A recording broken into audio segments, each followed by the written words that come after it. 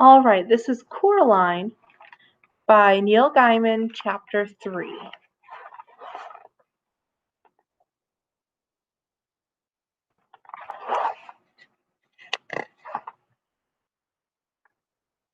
The next day, the sun shone, and Coraline's mother took her to the nearest large town to buy clothes for school. They dropped her father off at the railway station. He was going to London for the day to see some people. Coraline waved him goodbye.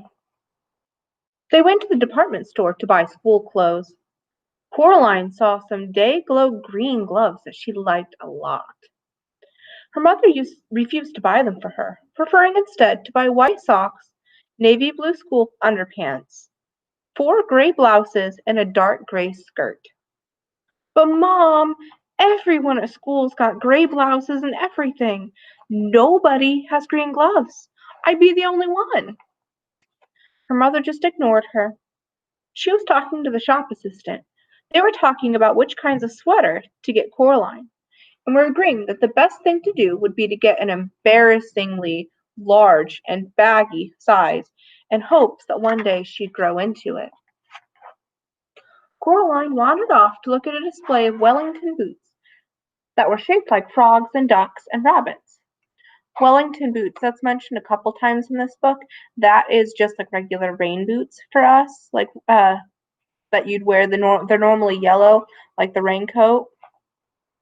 All right. Waterproof boots.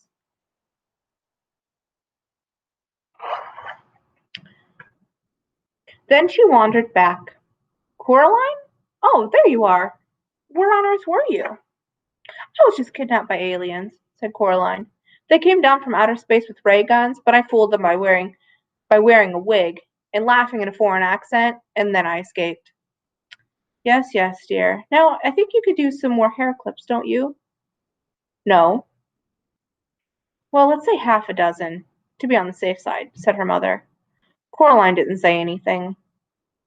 In the car on the way home, Coraline said, What's in the empty flat? I don't know. Nothing, I expect. Probably looks like our flat before we moved in. Just empty rooms. Do you think you could get into it from our flat? Not unless you can walk through bricks, dear. Oh. They got home around lunchtime. The sun was shining, although the day was cold. Coraline's mother looked in the fridge and found a sad little tomato and a little piece of cheese with green stuff growing on it. There was only a crust in the bread bin. I'd better dash down to the shops and get some fish fingers or something, said her mother. Want to come? Nah, said Coraline. Suit yourself, said her mother, and left. Then she came back and got her purse and car keys and left again. Coraline was bored. She flipped through a book her mother was reading about native people in a distant country, about how every day they would take pieces of white silk and draw on them with wax, then dip the silks in dye, then draw on them with some more wax, and then dye them some more, and then boil the wax under the hot water. And finally, the now beautiful cloths were set on fire and left them to be burned to ashes. It seemed to be particularly pointless to Coraline, but she hoped the people enjoyed it. She was still bored, and her mother wasn't home yet. So Coraline got on a chair and pushed over to the kitchen door. She climbed up onto the chair and reached up and up and up. Then she got down and got a broom from the broom cupboard. She climbed back on the chair and reached up with the broom. Chink!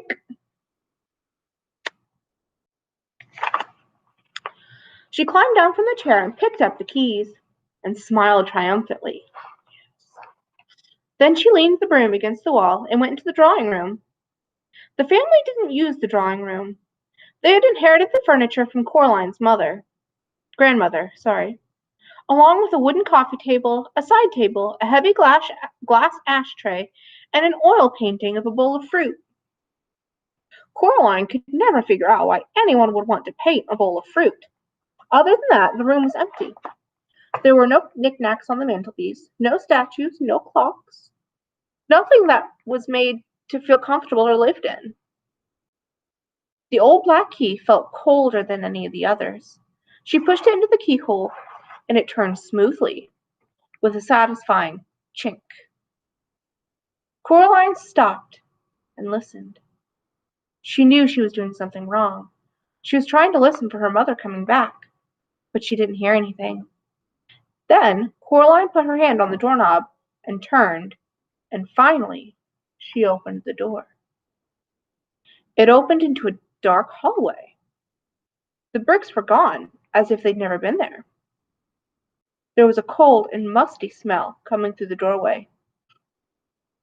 It smelled like something very old and very slow. Coraline went through the door. She wondered what the empty flat would be like, if that was where the corridor even led. Coraline walked down the corridor uneasily. There was something familiar about it. The carpet beneath her feet was the same carpet they had in her flat. The wallpaper, the same wallpaper that she had. The picture hanging on the wall was the same that they had hanging in the hallway at home. She knew where she was. She was in her own home. She hadn't left. She shook her head, confused. She stared at the picture hanging on the wall. No, it wasn't exactly the same. The picture they had in her own hallway showed a boy in old-fashioned clothes staring at some bubbles. But now the expression on his face was different. He was looking at the bubbles as if he was planning to do something very nasty indeed to them. And there was something peculiar about his eyes. Coraline stared at his eyes, trying to figure out what was exactly different. She almost had it when someone said, "Coraline?" It sounded like her mother. Coraline went into the kitchen, where the voice had come from. A woman stood in the kitchen with her back to Coraline. She looked a little like Coraline's mother, only her skin was white as paper. She was taller and thinner, and her fingers were too long, they never stopped moving. And her dark red fingernails were curved and sharp.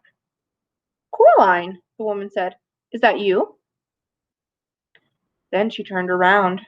Her eyes were big black buttons. "It's lunchtime, Coraline," said the woman. Who who are you?" asked Coraline. "I'm your other mother," said the woman. "Now go and tell your other father that lunch is ready." She opened the door of the oven. Suddenly, Coraline realized how hungry she was.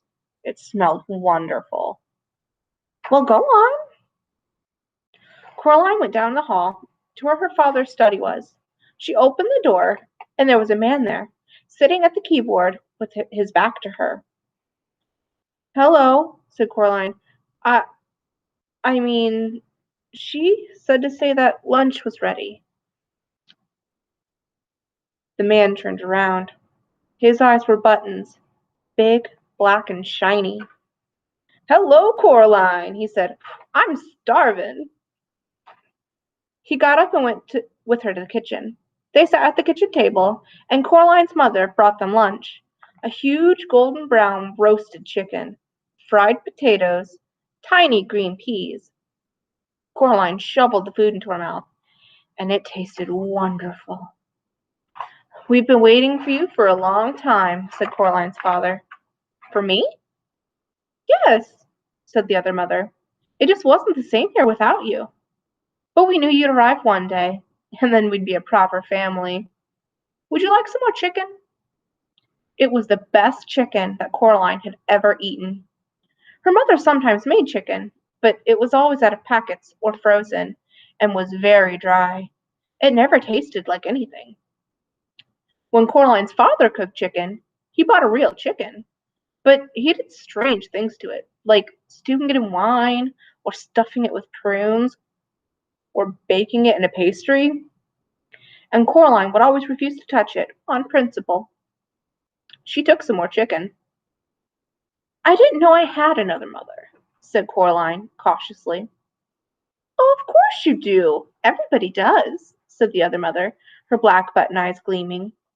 "After lunch, I thought you might like to play in your room with the rats." "The rats?" "From upstairs, dear." Coraline had never seen a rat, except on television. She was quite looking forward to it.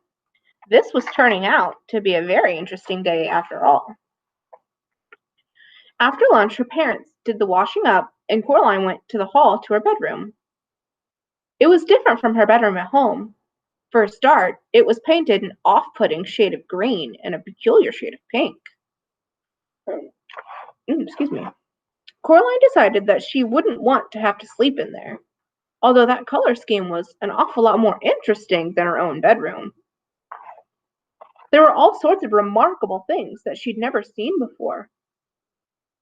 Wind-up angels that fluttered around her bedroom like startled sparrows.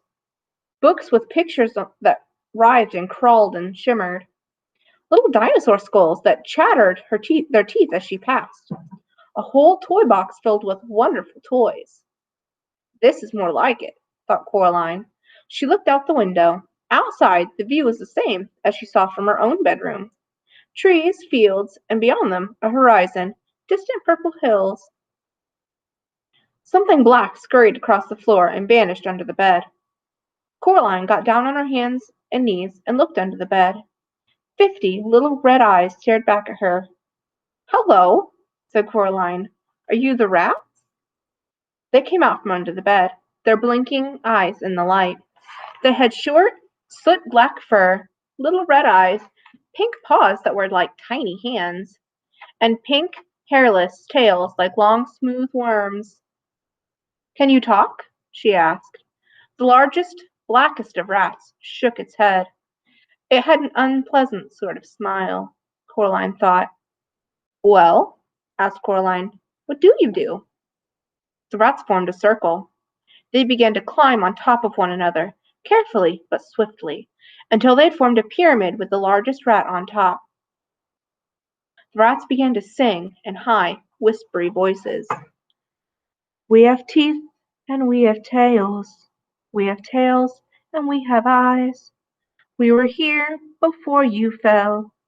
You will be here when we rise." It wasn't a pretty song. Coraline was sure she'd heard it before, or at least something like it, although she wasn't able to remember exactly where. Then the pyramid fell apart, and the rats scampered, fast and black, towards the door. The other old, crazy man upstairs was standing in the doorway, holding a tall black hat in his hands. The rats scampered up to him, burrowing into his pockets, into his shirt, up his trouser legs, and down his neck. The largest rat climbed on top of the old man's shoulders, swinging up on the long gray mustache, past the big black button eyes, and onto the top of the man's head. In seconds, the only evidence that the rats were there at all were the restless lumps under the man's clothes, forever sliding from place to place across him. There was still the largest rat, who stared down with glittering red eyes at Coraline from the man's head. The old man put his hat on, and the last rat was gone. "Hello, Coraline," said the old man upstairs. "I heard you were here. It's time for the rats to have their dinner, but you can come up with me if you like and watch them feed."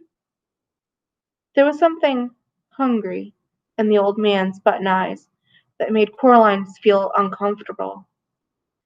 "No, thank you," she said. "I'm going to go outside to explore." The old man nodded, very slowly. Coraline could hear rats whispering to each other, although she couldn't tell what they were saying. Her other parents stood in the kitchen doorway as she walked down the corridor, smiling identical smiles, and waving slowly. "Have a nice time outside," said her other mother. "We'll just wait here for you when you come back," said her father. When Coraline got to the front door, she turned back and looked at them. They were still watching her, and waving and smiling. Coraline walked outside and down the steps. This has been Chapter 3 of Coraline. Chapter 4 coming soon.